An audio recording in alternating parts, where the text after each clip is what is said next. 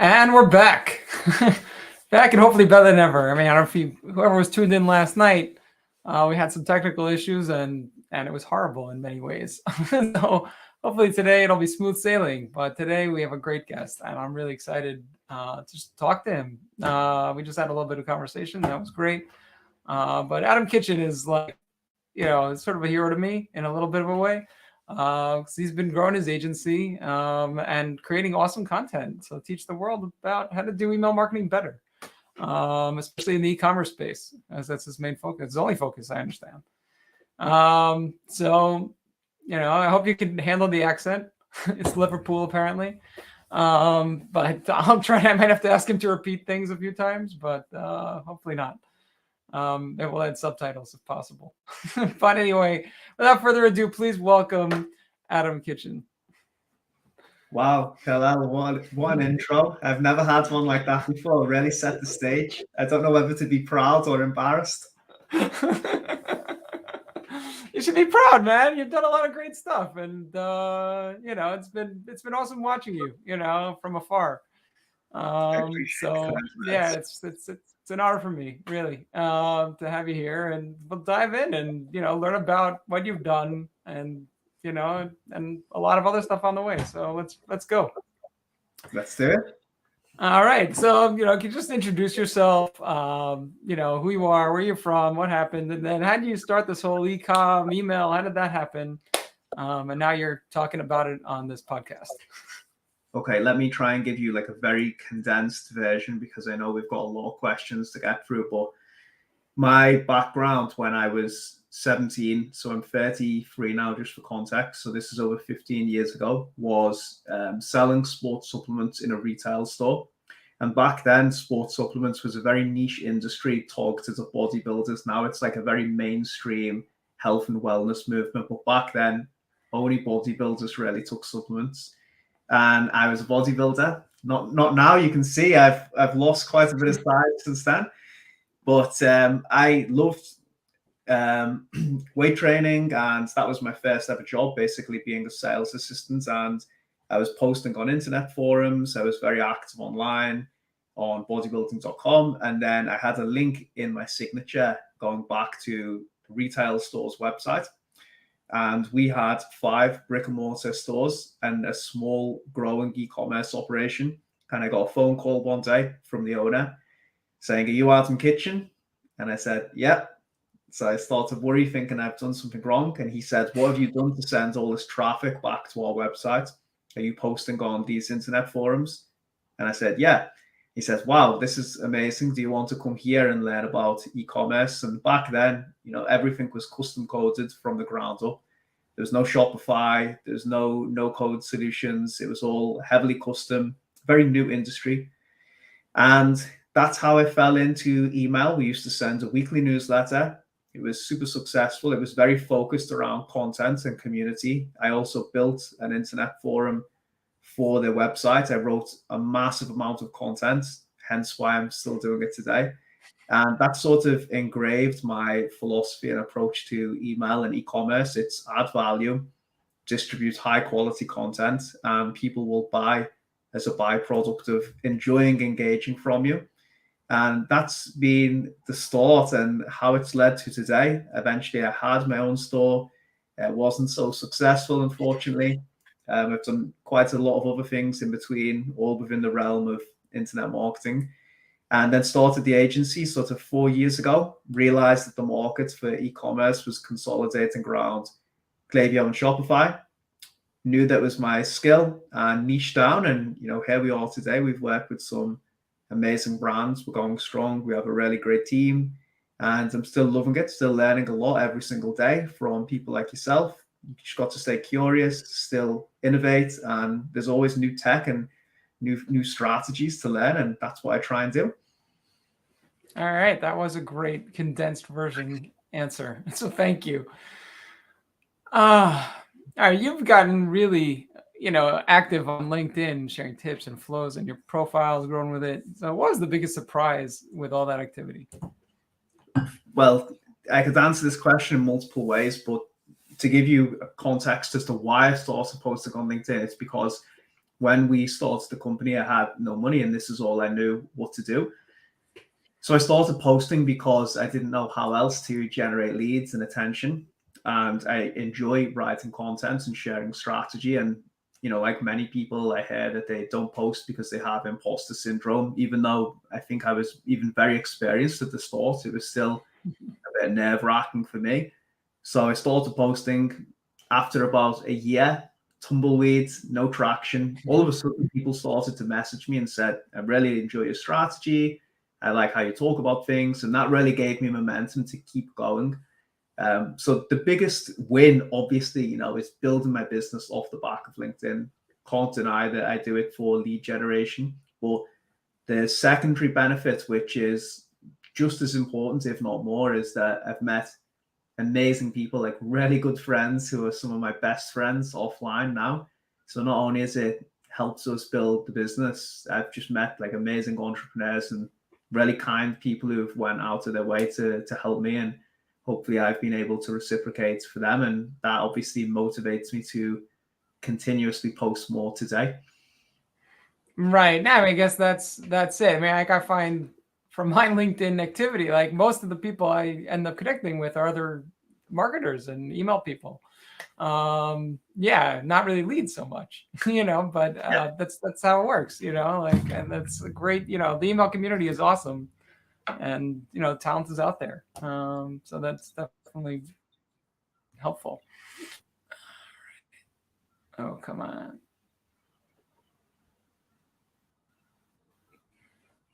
Show. All right, there we go. All right. What were some of the struggles when you got started? You started in 2018, right? Yes, late 2018, I believe. Probably early 2019, but struggles, same as everyone else, no money, just having to do everything yourself. Building emails, designing emails, writing copy, doing the strategy, sending invoices. Like, it's just a lot for any business owner, but I think you're grateful for it once you advance to a certain level.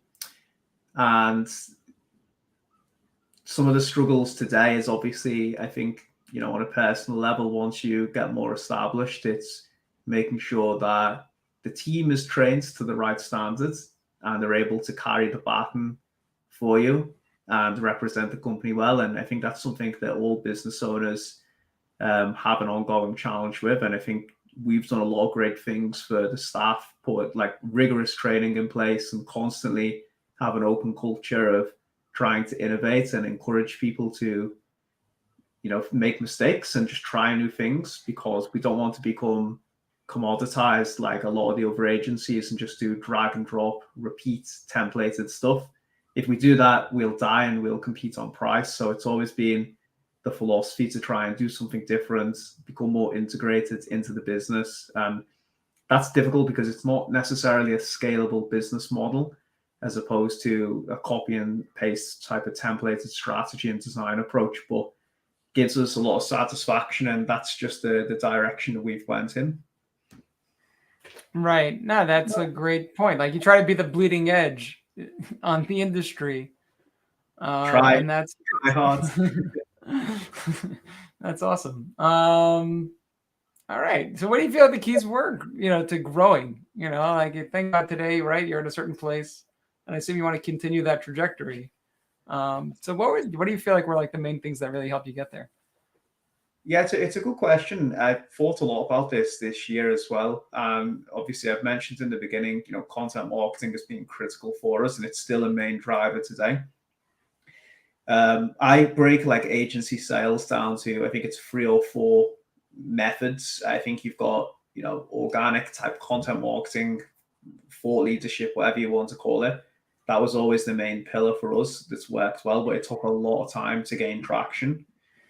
Luckily now it's established. It's built this sort of moat around the business because we're very well known for a certain element of like how we do strategy.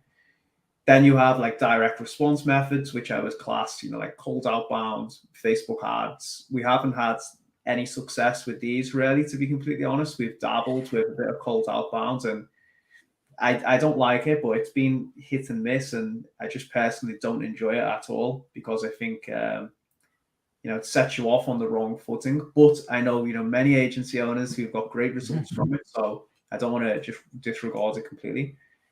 And the third one is partnerships. So obviously, I think in the beginning, it's difficult because you don't really have much value to provide other business owners, even marketers who you want to do these reciprocal type of arrangements with, where you recommend clients if you have, a good fit for each other. And that's really picked up traction a lot for us in the last year and a half as I've focused more on it. And also just, to be completely candid, being able to refer our clients out to trusted partners. So we don't handle things like paid media or SEO. Well, I have good friends who have looked after our clients. And if there's a good opportunity and it's a good match, then I'll make an introduction and, vice versa. They try and do the same for me. Right. I don't remember if if this question's in there, but, it could be sometimes a struggle as an email marketing agency that you don't control the entire business. You're really just a piece of that pie. So how do you avoid clients that really don't have a lot of inbound leads and, struggle on that side? And do you have like a whole filtering process, or you'll take it on and then figure it out? Yeah, it's a good question. I think ultimately this is something I realized as well in the last year, is that you're only as good as the business that you're working with. So your results are tied to what they actually are able to produce in terms of value to the customers, right? Like there's no magic wand for retention. If the product is shit, then it doesn't matter how many emails or texts that you send, people are all going to come back and buy it. So you're the sum of the parts of the business, and ultimately if they lack fundamentals, then there is some level of results you can get them, but you're always limited. So, in a perfect world, we would have these amazing clients who have super strong businesses, but that's not reality. Like every business goes through struggles, there's ups and downs, and it's no different for us as it is for our clients. I always laugh when you see these people on LinkedIn and social say like our clients are crushing it, but everyone else is. It's like, come on, like you control one area of the business. There's a lot that goes into this, especially in e-commerce. You don't control the product. You're not setting like the margins, the merchandising strategy, unit economics, and all the other elements. Like you're just a part of the machine. Not to downplay your importance. You are an important part of it, but like it's a collective process where everyone's responsible for the results. It's not solely down to you. And by that definition, we're limited, but also, the sky is the limit. If you work with a great brand, there's a lot you can do. Yeah, for sure. All right, when you're onboarding a new client, what's the playbook? Like, how did, what's step 1, step 2, step 3? You don't have to give away the whole thing, but I'd love to know a little bit about that. Yeah, sure. So there's two elements, right? Like I actually have a good article on our website, which I could just regurgitate now, but like I'll break it down into two elements. There's strategy and the business side of things, and then for us, there's also a design consideration as well. So we tackle both of them in tandem when we onboard a new client, and there's like a series of questions, obviously, and investigative type of workshops. And we've actually slowed this process down quite a bit to make sure that we do it right. So the strategy side, it's like looking at data, auditing the existing setup, because most of the businesses that approach us are not starting from ground zero. And then, analyzing like technical malfunctions in flows, the sending infrastructure, the campaigns, etc. You have all that basic type of stuff.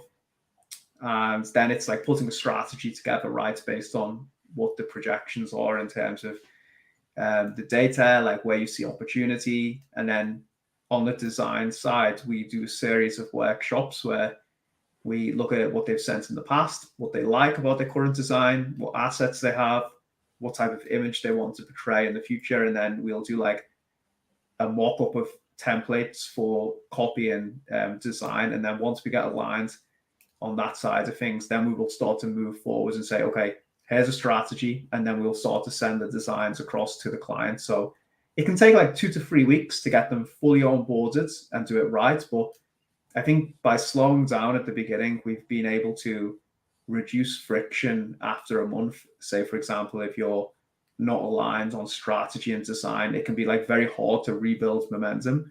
So that's why we slowed things down, and it's been quite comprehensive for us, and we've changed a lot of things. But now I think we're in a good place on it.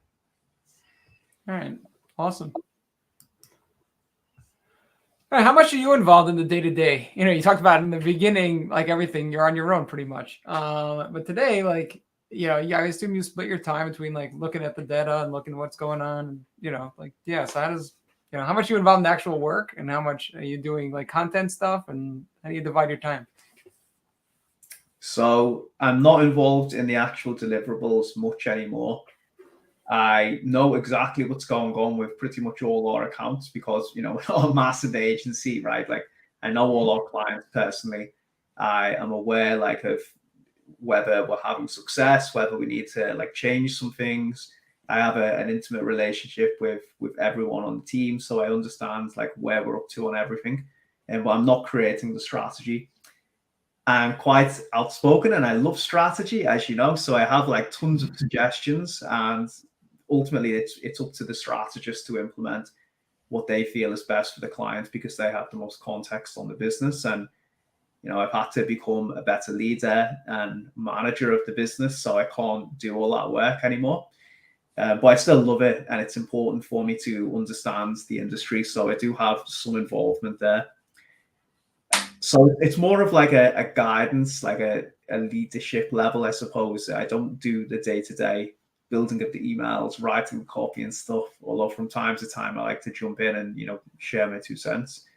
And most of my work these days is centered around building new content, marketing, and sales. That's what keeps the lights on and keeps people paid in the company. So I have to look at where I create the most leverage for the company, and it's definitely in those areas. All right. All right. What opportunities do you feel many brands are missing out on when it comes to email? Just looking at it from the context of sales only. I know that's at least for my industry, any business, right? You need to drive sales. I completely understand that, and I'm not naive, but I've basically built our business around the fact that there's so much more you can do besides drive sales with email. There's qualitative research, there's UGC, you can create content, you can do engaging competitions with your audience, zero party data, improve acquisition, customer research. There's so many things you can do with email and so many secondary objectives after driving revenue. And I just feel as though they're massively neglected by a lot of brands and marketers. And that's what I try to put a lot of effort into in terms of like a methodology on how we approach things. And I think that's like the value proposition of our company as well, and why people come to us. All right. And do you always operate? I mean, we always talk about all of what we talk about so far is always done for you, but I assume there are companies that come to you and ask you just to consult or like just help them out in some way. Do you do it both ways, or just, you know, if you want to work with Magnet Monster, this is the way we do business? We've done it both ways, to be completely honest with you. We prefer to do done for you, but we're not averse to collaborating with people on like ad hoc type agreements. And there's pros and cons to both. I think ultimately, if you look at the super meticulous on levels of branding and stuff, then there's definitely a teething period where you have to understand the brand and what they're trying to achieve. Where if they have an in-house design team, then you know that will always take a bit more time to get. And on the like consulting type part of the agreements, you can be held up by the brand's ability to execute. So I've seen this happen a lot where they say they want to control design, for example. I'm like, okay, do you really want to do that? And they go, yeah, no problem. You know, we can churn out 10 emails a month or 15 emails. And then you present a strategy, and then 3 months later, there's not a single email came back. And ultimately that's bad for us and it's bad for the client because they don't get results. And, you know, we don't get any satisfaction from our work. So I've seen pros and cons to both. I think in a perfect world, it's completely done for you. and we handle everything because I know my team, I trust them, I know our systems are really good, and I don't want to be held up by another business's systems. I think a lot of the time it just doesn't work and integrate well. But with that being said, we have done it successfully for some brands, and we wouldn't rule it out entirely. It just depends on the state of play in the business. How do you set expectations? I mean, I sound like, because you're like sort of, you're producing this content, you're getting these leads, and people are very excited to work with you, and they probably expect like tremendous results. Is it difficult to you sort of like calm that down a little bit? I think the thing for me is that a lot of people do approach us because they see my content, and then obviously they're not going to work with me directly, even though I've still got a big influence on things our team do. They're not working with me. I'm not setting the strategy. So I always said that the way to manage expectations is to just ask the right questions at the beginning. You have to understand the business. And to understand the business, you need a conceptual understanding of business beyond email. So you can't be siloed and just think in terms of vanity metrics on the channel. I made a post about this, funnily enough, yesterday. So ultimately, it comes down to asking the right questions, and that will allow you to set the right strategy and KPIs, and that will manage expectations most clearly. All right, great. I guess that flows into this. So, like, how much research do you actually do before taking on a client? Have you ever said no to a client because it's just like not a good fit? Yeah, tons of times. And even yesterday, I didn't necessarily turn them away. It just wasn't a good fit. It can be, many reasons. It can be budget. It can be alignment on design. It can be resources on strategy. It can be unrealistic expectations from the clients.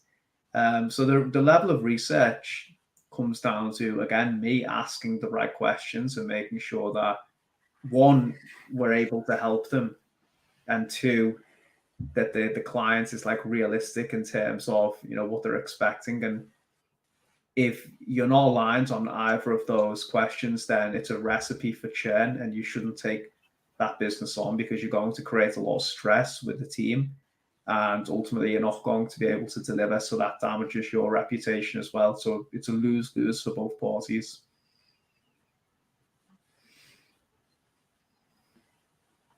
Okay. Are there any specific verticals you like to fall into? Are there certain verticals you like to avoid?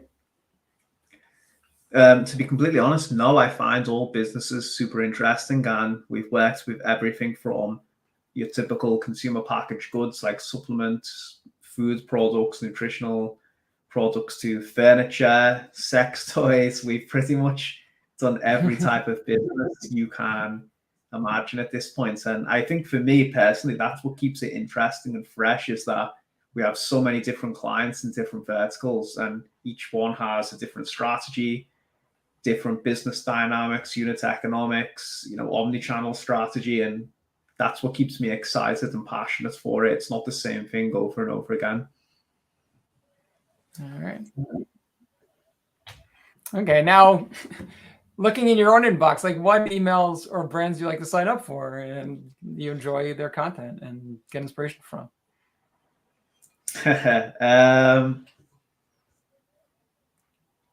There's not too many, to be completely honest with you, Hillel. I think this is the main problem with email. It's just the same thing over and over again. It's like bombarding me with relentless offers when I'm not really interested in them, and it neglects the fact that I'm not in the market at that specific time. So it's very hard for me to say what my favorite brand emails are. I really like Magic Spoon. I think they've got beautiful design. Love the experience that they deliver, at least.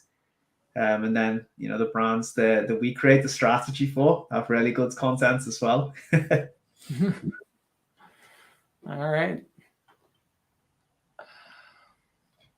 Okay. Yeah, you've done obviously a million campaigns before, but you have some of your best campaigns, or not best performing necessarily, but things that you're really, really proud of.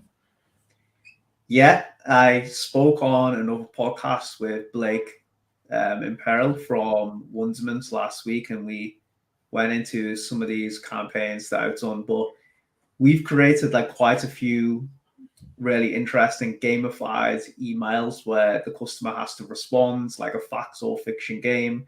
They have to click the buttons in the email and get the answers to a question or a quiz. And they've performed like super, super well. And obviously that has a subsequent knock-on effect on brand engagement metrics and also deliverability as well, and future inbox placements and sales. Sometimes we've generated like way more sales from doing these fun content related pieces that aren't even focused on selling directly, but as a byproduct of them being super engaged, they've generated a lot of sales. So some of the brands we've done them with, the main one that stands out in the past is Spotlight Oral Care, and I think Wild, the deodorant brands, are another one as well. We've got really good results for both of them using these gamified ideas. All right, awesome. I mean, like, I guess, and that's in the welcome, right? Like in your welcome series, you're asking these questions, making it fun, making it interesting, and getting responses, and that definitely deepens the relationship. We've done it in post-purchase series and also like just general campaigns as well, where we send them out and just create these gamified ideas. They've done really, really well. So I think you can use them in tons of areas in the business. It's just buttons are just linking to different landing pages. Like that's just the simple. Yeah, correct. There's no like crazy code. No like click and reveal kind of thing. Yeah, correct. Yeah. All right. So what are your top tips for pushing an email program to the next level? I think the biggest evolution for me was realizing, going back to what I was saying before, that if I want to provide value to a business, I need to think beyond the limitations of the channel. And I think this is the biggest step you can make in terms of how much of an asset you are and the results you're able to generate, is understanding the nature of the business that you're operating in. For example, if you're in e-commerce, then you can't just focus exclusively on email revenue. You need to understand how inventory is managed, the calendar for the year, the omni-channel strategy. If you really want to push the program to the next level, you need to find out how your marketing activity integrates with these other channels and parts of the business. That will dramatically elevate your level of skill and how much of an asset you are to the business, because you're not thinking within the confines of here's what's best for email. You're thinking what's best for the business itself, and that will massively improve your strategy. Right. No, that's awesome. All right. Where do you see Magnum Monster, let's say in a year from now or in 5 years from now? Hope I'll be retired. Hope I won't have to answer that question. At 34?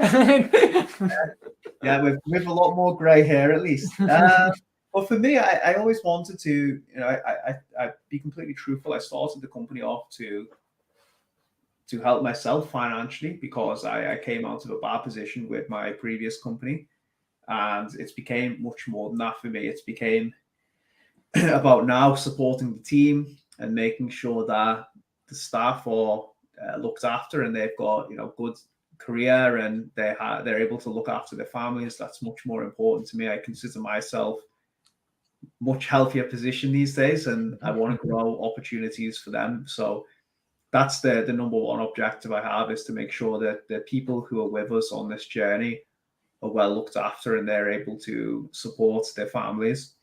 And the second one is just building an industry leading company that leads the way in terms of innovation, tech, strategy, and the amount of value we generate for our clients. You could argue that comes before almost the staff, because if we do that first, then we're able to give the staff great opportunities. So I think they're intertwined really.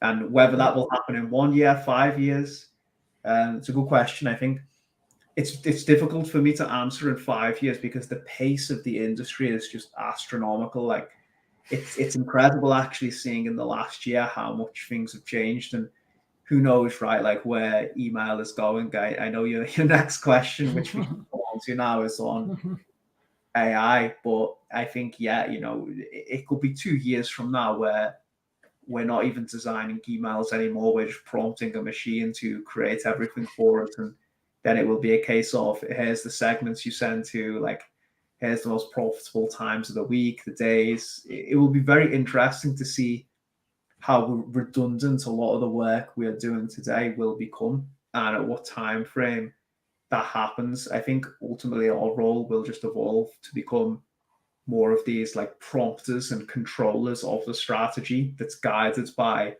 the machines. So can't answer that now, but I think that's definitely the direction where we're heading. What do you think about that?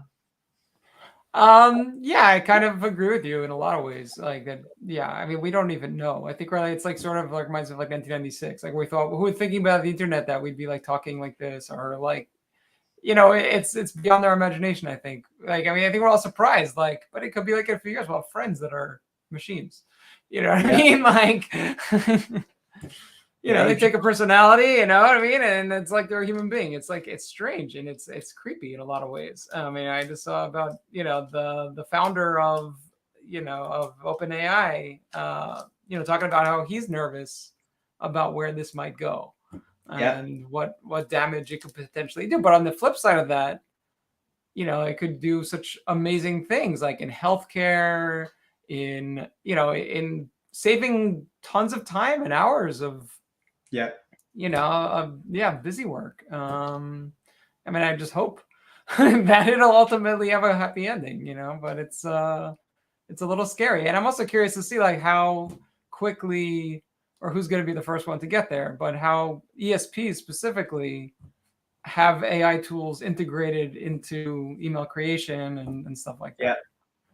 Yeah, I agree with you. I think hopefully it will be a force for good, but ultimately we can't change the tech. It's here to stay. So the best we can do is adapt and we'll have to pivot and remodel our skill sets to adapt around this tech, because it's going to be more profitable, less cumbersome, require less code and less human error, and be more accurate than a lot of the things we can do. And it will be our job to control these tools, I think, and create leverage for the business that way. Yeah, for sure. I'm curious what to know what tools. I mean, you mentioned Wonderment. That's obviously a tool for SMS, and I don't even know enough about it to talk about it. But what are your tools? What tools do you like to use in your, in your agency, or or outside the agency? I don't know. Yeah, I'm pretty like software agnostic, but generally speaking, I think my go-to top, let's say 2 to 5. Klaviyo for the ESP, our business is heavily built around them for e-commerce. Wonderment for transactional commerce, email and SMS touchpoints. And the other ones that we use quite heavily, I would say, are Typeform for like qualitative research, surveys, etc. Sometimes we use Loyalty Line quite a bit as well, depending on the brand and their goals. And also, I'm forgetting it, Postpilot for direct mail. We're also doing some WhatsApp stuff with Charles as well at the moment. So basically, like any retention channel, we're trying to control, and we're usually using the industry leading recommendations for them, because that's what the ecosystem is typically just built around for integrations and stuff like that. I say you mentioned one that actually sends mail, like physical mail. Yeah, Postpilot. Yeah, Postpilot. All right, I'll have to check it out. That's cool stuff. Okay, what do you feel are the keys to developing an engaged audience and building a brand?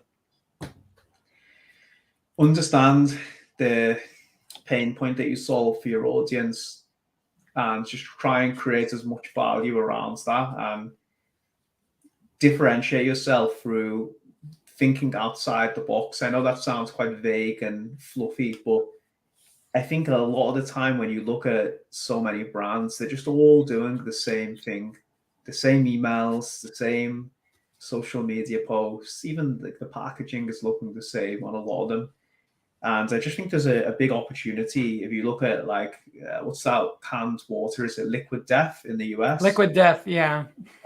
They're just being very different, and that's why like they're getting like a lot of traction. They're just thinking outside the box, doing fun stuff. And I've seen this another UK cereal brand. I think it's called Surreal. Like, Surreal, yeah. I had on yeah, Simon Harper. Yeah, he mentioned it as one of his favorites. yeah. They're just doing funny stuff, man. Like they're just thinking outside the box and trying to cut through the noise, and it's been very effective for them. And they're just not afraid to make mistakes. And I think so many brands can learn from that rather than adhering to best practices and just getting lost in that sea of sameness that everyone else is doing. So that would be my best advice, is to not look at what people are doing and go against the grain and just try something and then see what sticks. Yeah, totally hear that. Okay. Do you have any top 5 things to growing a successful e-commerce business? Well, God, I mean, you could create 20 things. It's a long time. Number one, the product's got to be great. It's as simple as that, really, because if you look at e-com businesses these days, especially native D2C ones, you really need to have retention built into the product, I think. So great product, strong economics on the product, preferably something that will bring them back, excellent customer service. And the fifth one, Magnum Monster, you've got to hire us. Great one. All right, similar question, but top 5 to growing successful e-com platform, building an awesome, yeah. Yeah, I do have a solid formula for this one, and I built my upcoming course around it. So let me just scroll to here. So I think the first step for me is, optimize your sending infrastructure for deliverability, because if your emails don't reach the inbox, then nothing really else matters, to be completely honest. The second part is map out the customer journey. So everything from pre-purchase to post-purchase to churn risk, understand why people buy, what objections they have, what makes people come back, and why do they churn, and try and create a framework for your strategy around answering as many of these questions as possible. The third part is looking at the data. So how long does it take someone to buy? When does someone typically come back to buy again from first to second purchase? When is someone considered churned? These are things that you should have the answers to in order to create the right type of automation and segmentation strategy for campaigns around. The fourth is then building a strategy upon these insights. So you've got the foundational knowledge now. You understand your audience, and you should be creating content around solving these questions, answering them at each point of the customer journey. And the fifth one is just reporting and testing relentlessly. So you should never rest on your laurels. Once you've got this set up, you need to continuously develop new hypotheses, test, come to a conclusion, and then go on to testing the next thing, because your job is never done. All right. Awesome. All right, we did it, man. It's time for your final thoughts. Yeah, you can talk about the course that you're going to launch soon, apparently, and anything else you want to talk about. Yeah, no, I appreciate the chance to plug the course. I think the main thing for me is that if anyone wants to learn about the strategies that we've talked about, we release them every Thursday through our newsletter, and you can subscribe by going to magnetmonsters.co.uk/newsletter. Every Thursday, as I said, we release a new strategy that we're implementing with our clients. So first of all, please subscribe there.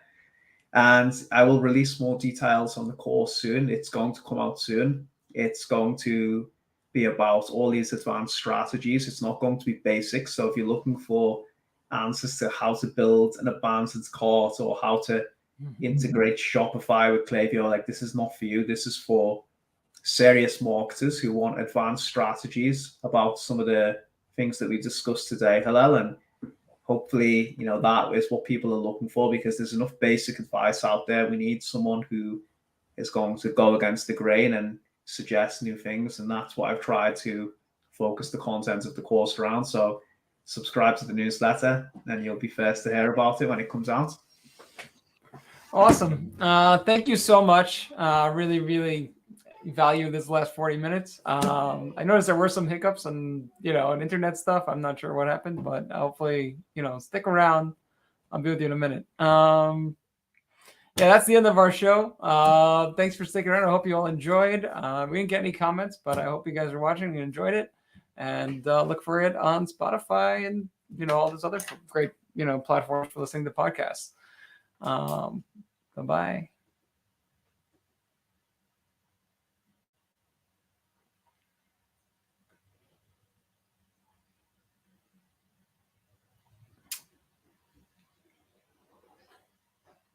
Come on. It's internet hiccups, apparently. I feel like I'll have to refresh in order to get this to end. Uh-oh.